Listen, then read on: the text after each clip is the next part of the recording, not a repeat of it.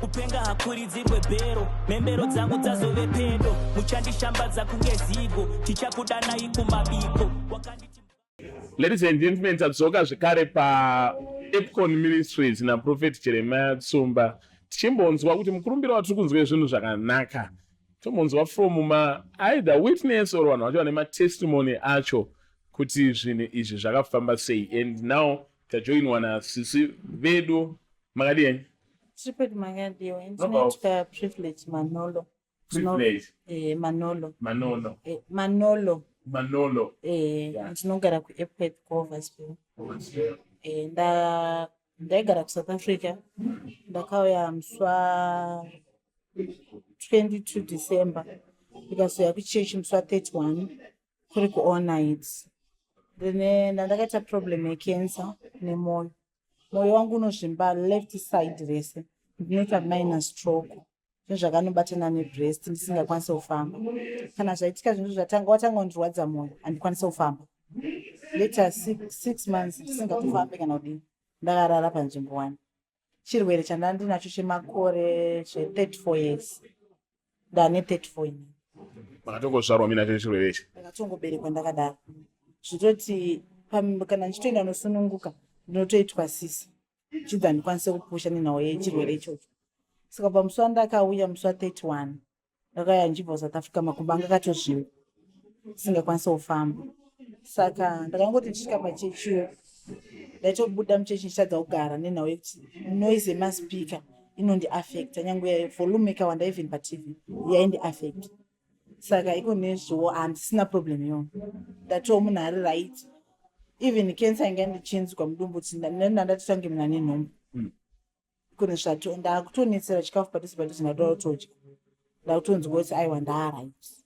So kungoya kuchechi musi wa1 pamatoita testimony yenyu January asati tombopera kudai. Ndaitofanira kutenga ndichidzoka next Sunday kuzopa testimony.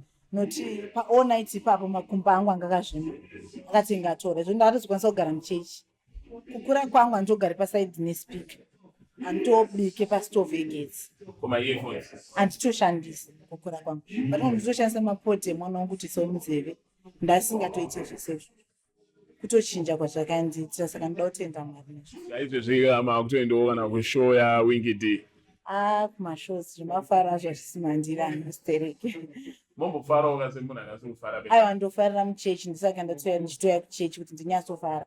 Kana kujamba ndachitonyatsoujamba nyatsozoti aiwa ndaright. Hanzi mumba mababa mechi. Nemufaro usingaperi. Saka zvatodaro nemurungu wanga ndichishanda ndakambomushandira murungu. Anoti akauya kuno kuZimbabwe. Ndinotravelera naye saka ndisina passport. Saka marimwesuro ndopaakandifonera kuti ada kunditumira mari yepassport nekundiaplayira visa kuenda kuCanada. Matokatise kuenda? Ndikutotenda Mwari kuti dai zvatonyazoita faster chaizvo. Makaroorwa? Ndakaroorwa murume wangu akashaya 2018.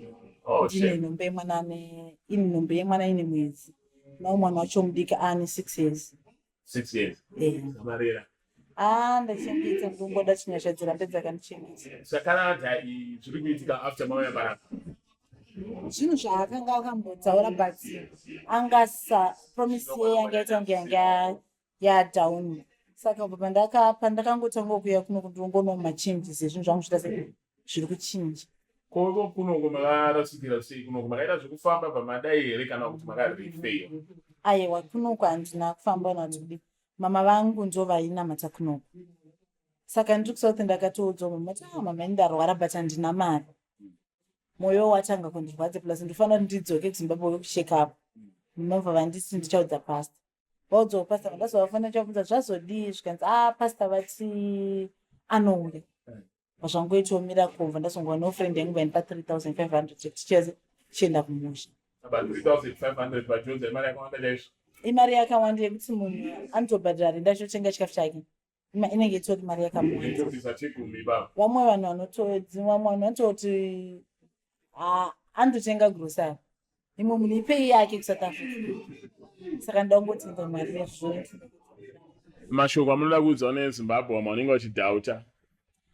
Ngavasadhaute ngavauye vazvionere panzvimbo. Nokuti pari kuitwa minana indaitwa miracle yekuti nasingafungiri. Ndakatomira ndizouya nemari zauti muswa 13. ndadzokera kuvaunona doti asi ndiri kunzwa kuti everything pandiri ndatallright ndatofit. Thank you my sister. Mawanzo sister wedu vanga vaine chirwere chemwoyo for 34 years. Makore avo ese avanoziva kurarama vanga nechirwere ichi, asi vauya kunoko vakasvika vakanamatirwa naProfeti Jeremiah Tsumba zvikafamba, and then vatori muroad kuenda kuCanada. Saka muchisvika kuCanada munoema kuti atisei pakuna tombotema kwete tikufamba nekutenda testimony first yekutoyazotenda. I think next weekend ndenda kuti ndakabata passport ndichazotenda ndichivaratidza nokuti apa akandisendera kuti ndofanira kuzoapply sei visa, saka ndofanira kuzodzoka ndakabata passport ndichazotenda muimba yaMwari. Sati maenda kunoapply visa muchitanga maita sei? Ndaya kuzotenda muimba yaMwari. Mapedza kutenda moita sei? Ndobva ndachizoti aiwa Prophet ndakuenda wondinamatisa ndenda nemablessings angu akanaka. Maita basa. More information, you can contact us on 0734 077 202 or 0774 0541 888 or 0716 198 924. And remember, going home without a miracle, it is a miracle. Be blessed.